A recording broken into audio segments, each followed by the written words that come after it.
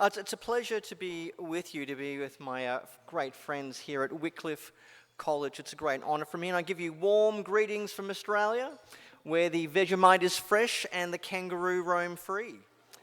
And I'm glad you're here, not simply to hear me, but to support a great organisation like Wycliffe College. We can't have ministry, we can't have mission, unless people are theologically formed. They're rooted in the scriptures. They are mentored in how to be the minister of a parish or a ministry team wherever God has put them. And you can't have theological training unless people support that training. And I know I'm a college administrator myself, and I know that it takes a village, it takes a diocese to keep and to curate a theological college, and that which is not prized is easily lost. So I hope that you will continue to prize and esteem the precious work of Wycliffe College and its witness here in Toronto. But what I want to talk about is some of the challenges that the churches are facing around the world. I recently wrote a book about totalitarian regimes and dysfunctional democracies. Now, by the way, I am not insinuating that Canada is a dysfunctional democracy. I'm not insinuating that. But I do want to point out that tonight Justin Trudeau will be on the Stephen Colbert Show. Make of that what you will. But, we live in very, very tumultuous times. If you look at the war in Ukraine, the conflict in Gaza, the potential for further conflict in Taiwan. We've had pandemics, we've had financial chaos, political systems can be internally divided. It feels as if the churches in some places are declining at an alarming rate, and there are, in some cases, pockets of hostility towards the church. Now, part of this is due to different currents going on in our culture, particularly around the topics of identity, sexuality, and similar identity-based grievances. But it can manifest itself in potentially unhealthy and nasty ways. Let me give you a couple of concerning things that have happened in Australia. In 2016, a Catholic Archbishop of Tasmania called Julian Porteous produced a pamphlet explaining the Catholic Church's position on marriage. And this was a pamphlet that was going to go to the parents of those who had children in a Catholic school. Now, I've read the pamphlet. It was very pastoral, very benign, and did not say or insinuate anything malicious. But there was a group of people in Tasmania who took exception to the pamphlet and made a complaint with the Human Rights Commissioner. And the Human Rights Commissioner believed the Catholic Archbishop had a case to answer for. So you had a situation where a Catholic bishop was to be summoned before a tribunal because he did, with apparent maliceness and heinousness of forethought, conspired to teach Catholic beliefs to Catholics. Now, thankfully, the case was withdrawn before it went to any proceedings, but it was a very difficult time. The Catholics have not fared well much recently either. In the Australian Capital Territory, which is kind of like, imagine if Ottawa was its own little regional government, the ACT government there decided that they would seize control of a Catholic hospital. Now, this was allegedly because of a rationalization of services in the area, but the same government had been making a lot of rhetoric and statements about this hospital's refusal to engage in euthanasia and abortion. Now, those are complicated topics, I know.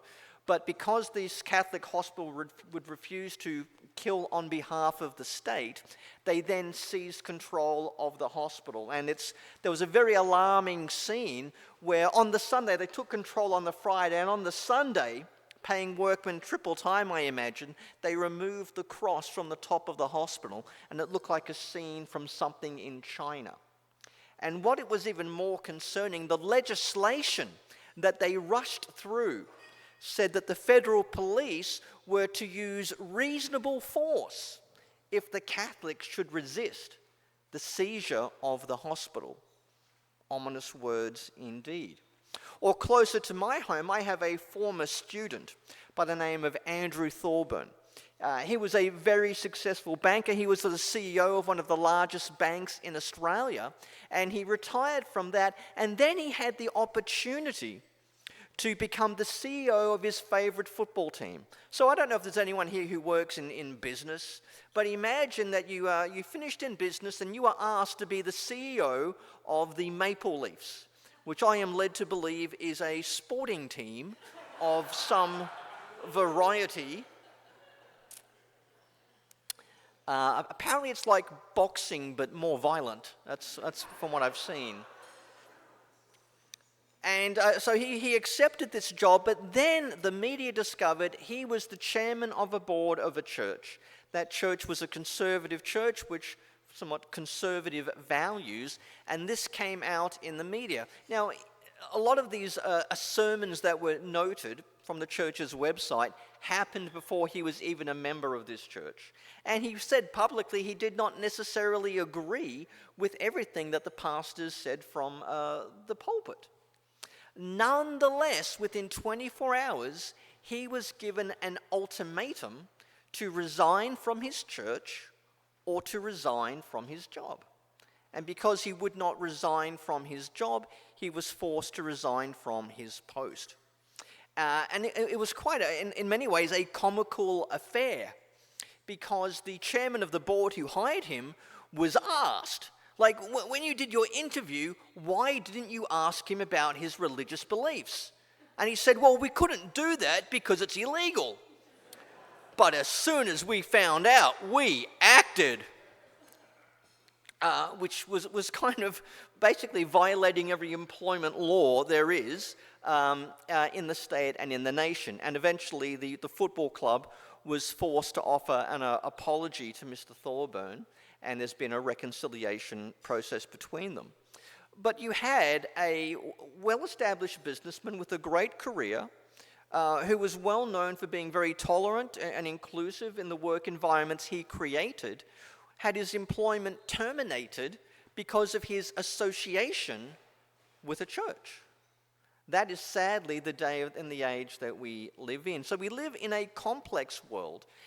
We live in a world where there can be differences between the church and state. Now, there's a couple of texts we could always go to when it comes to how do we relate to the state. Like, how do Christians relate to the state? So naturally, we could go to Romans 13, where Paul talks about, Christians should submit to governing authorities. They should pay taxes, they should offer respect where it's required, and so forth. And that's, a pretty common sense teaching. Respect governing authorities because all government is established by God. But on the other hand, there's also Revelation 13, where John of Patmos has this vision of this imperial beast that devours the flesh of the people of God, and John is just waiting for this monster to receive divine judgment. So when are we meant to be Romans 13 Christians? And when are we meant to be Revelation 13 Christians? Now, often it depends which political party we like is in power. So when the party I voted for is in government, well, then I'm a Romans 13 type of a person. But when the party I don't like gets in power, then I become a Revelation 13 and just want them all sent to the deity's dumpster of destruction. But we may have to think a little bit more wisely about church-state relationships, since they may well become more complex in the future. And we can't simply oscillate between Romans 13 and Revelation 13 within any given election cycle. But I mean, if you go back to the book of Acts, you can see the same tension played out there. Because on the one hand, you can see the church, winning favor before God and all the people. I mean, Paul, when he was in Ephesus, he was warned by the local government about going into the arena at Ephesus because he might be lynched. Paul could also have a positive relationship with some Roman centurions. I mean, he led a Roman governor to faith in Sergius Paulus on the island of Cyprus. But on the other hand, we're told that Jesus was put to death by Pontius Pilate, by Herod Antipas, and by the Jerusalem high priests. There was a lot of persecution from Judean mobs as well as from Greco-Roman groups. There are Roman officials who are corrupt and indifferent to injustice. And they put the apostles and their churches on trial or turn a blind eye to the abuses perpetrated against them. So what do? Because we have a message that at one level is deeply subversive.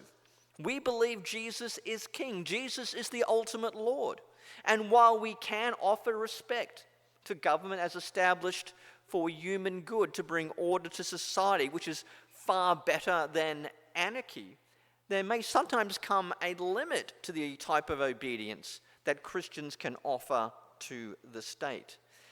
But then that leads to the temptation, should we simply withdraw completely from the political sector in total? Maybe we should leave the messy and grubby world of politics, get away from that and focus purely on spiritual matters. Maybe we should simply content ourselves with evangelism than doing anything else that ruffles the feathers of the powers that be. Content ourselves with speaking truth to power from the margins. Many have taken that option, and you can see the attractiveness of it because the closer you get to political power, the more easily corrupted you can be. But there is a problem with that view of wanting to sit on the margins and simply be the angry prophet speaking truth to power. Because the problem is, what do you do when the power listens? What happens when they say, you know what? We do have to curtail the influence of the gambling lobby in this country. We shouldn't have so much betting advertisement on television. Or we need a compassionate refugee policy, or we need to do something to advocate for religious freedom in other parts of the world. Now, this may be a somewhat safer way to do it in Canada or somewhere like Australia, but in other parts of the world, what you decide on this topic is a very perilous decision.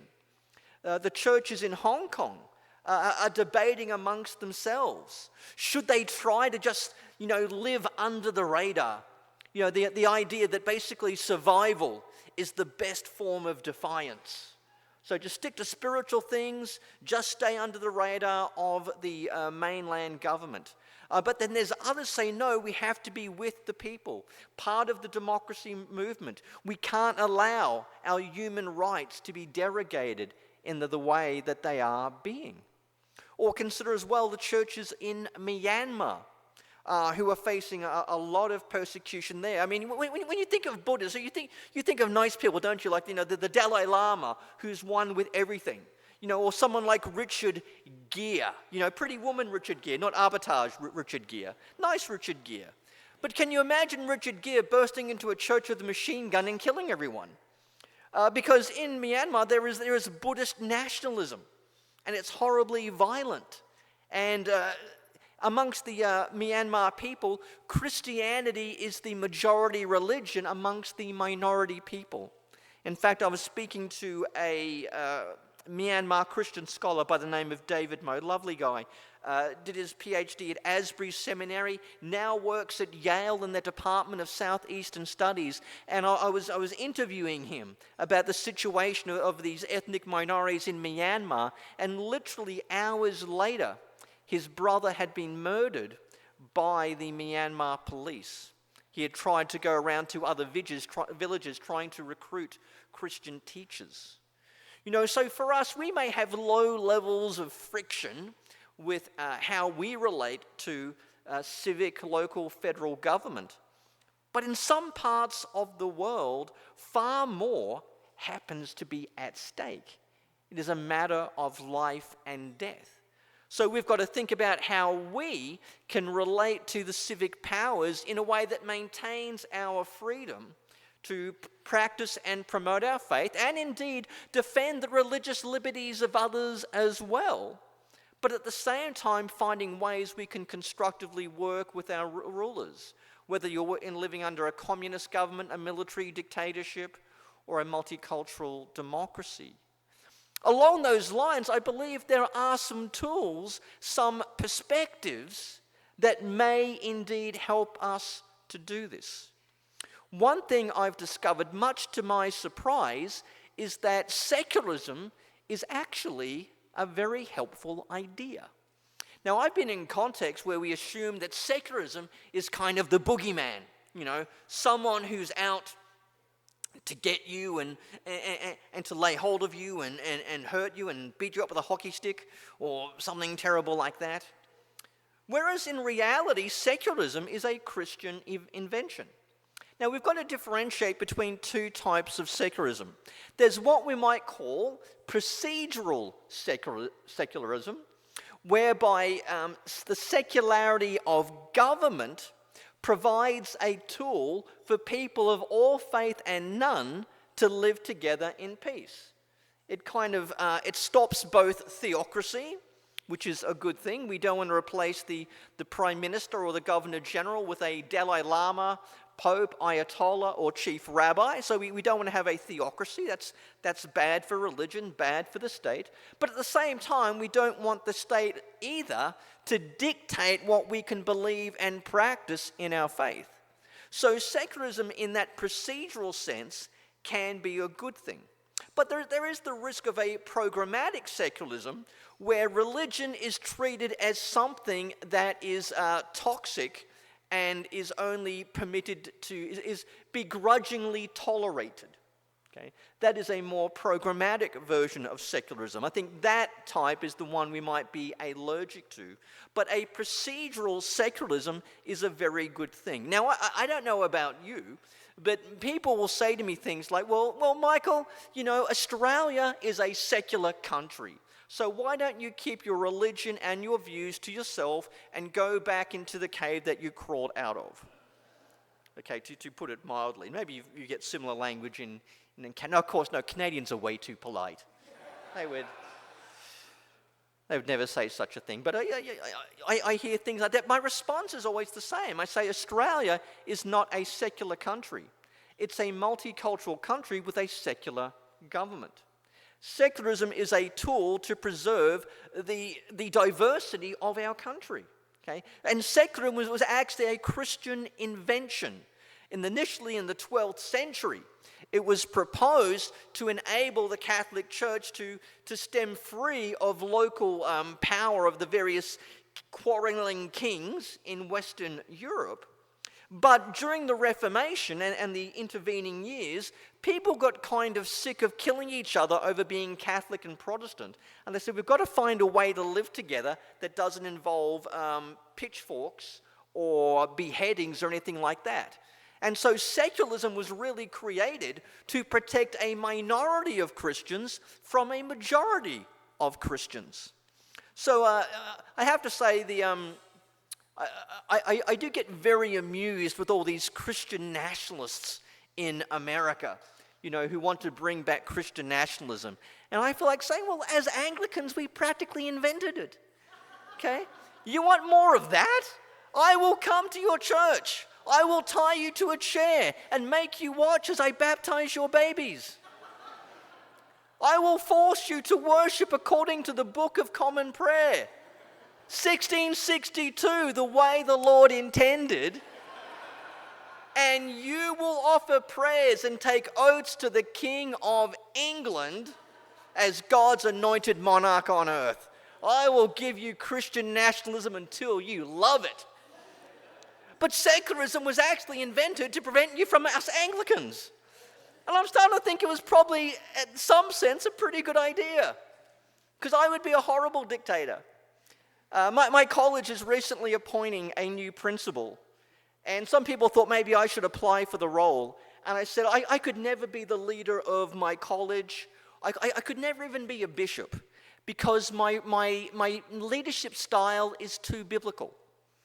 And they said, what do you mean by that? Well, my philosophy of leadership I get from Luke 19:27, which says, as for those who did not want me to rule over them, bring them before me and slaughter them.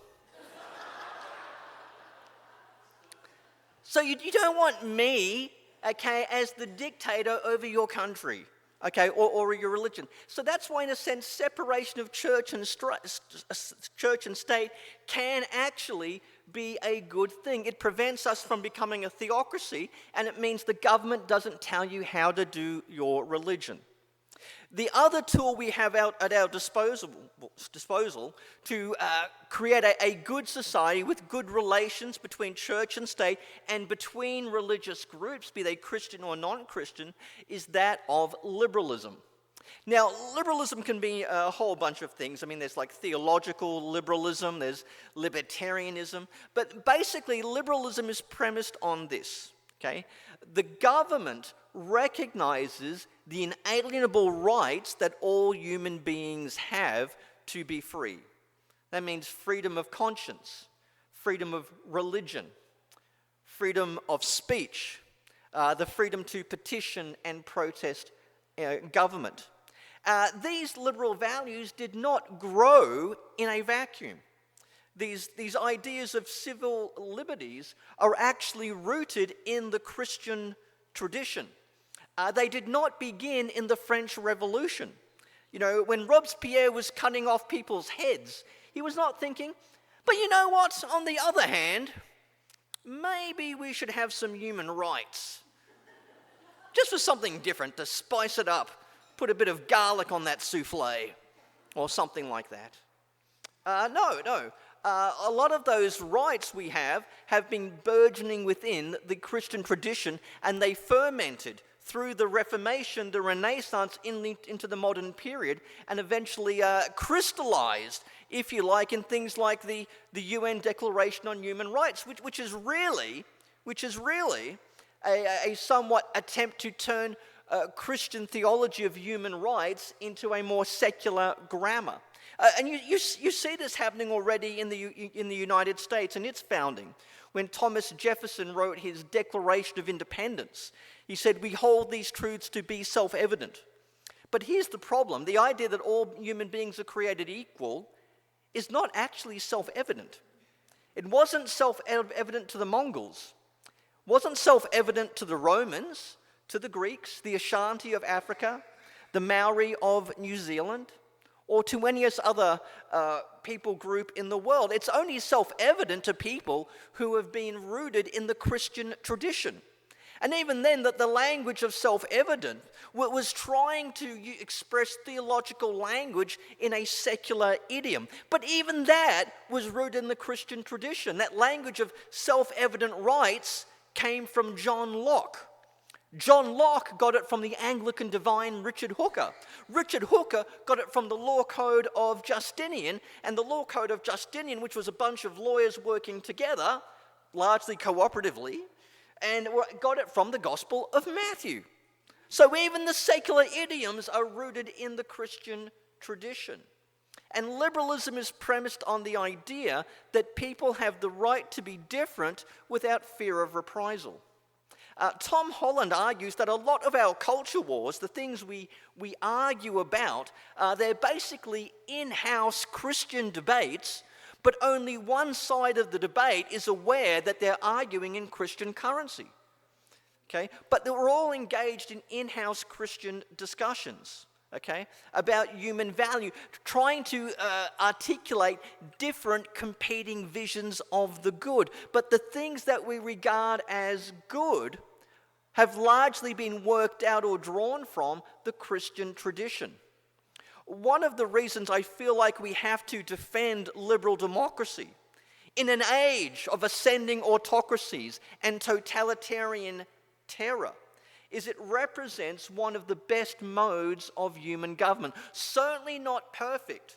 I think we can all say that. You know, democracies can do bad things. And remember, it was the Athenian democracy that put Socrates to death. And we can see other things that democracies have done in our lifetime in that earlier. So liberal democracies are far from perfect. But they represent a way of articulating basic Christian beliefs and enable to create a society where all people are free, where people are free to be human beings in the image of God. Now, that vision can easily be assaulted from people to the political left and the political right. Because you've got to remember this: the greatest violence in the world is not done by men who believe that what they do is wicked. It's done by men who believe that what they do is righteous. Those are the most violent people in the world. So anyone who believes that, you know, paradise on earth is just one assassination away, or one purge away, or we just need to get the whole country, you know, converted, baptized, and enrolled to vote, and we can finally liquidate our enemies and then manufacture heaven on earth. That is a dangerous rhetoric game to play, and it's not the way of Christ, who calls us to love God and love our enemies and to live at peace with others. To that end, secularism as well as liberalism in their best senses are tools for us to use and articulate in our own context. And certainly that's something I believe will resonate with you all here in the Canadian context as well. The challenge then is what to do when we find threats to those freedoms, those basic civil liberties. How do we disobey any kind of government, foreign or domestic, in a Christian way? Generally speaking, the Protestant tradition was very allergic to the concept of regicide. That is the idea that, you know, if we just cut the king's head off, then everything will just be fine. Even John Calvin said, look, if you've got like a slothful, lazy, or malevolent king, the best thing you can do is just pray that God will save you. Oliver Cromwell had a different idea. He thought, no, removing the king's head is a pretty good way to do it. But most of the time in church history, Christians have been reluctant to go that route. And do you know what passage they always go to against regicide? It was the story of David and Saul, when David never killed King Saul when he had the chance, even though Saul was a man of blood in the old King James language. Or else we could contrast two different Christian modes of resistance. I don't know whether you've ever heard of the Cristero revolt in Mexico in the 1930s. Have you heard of that?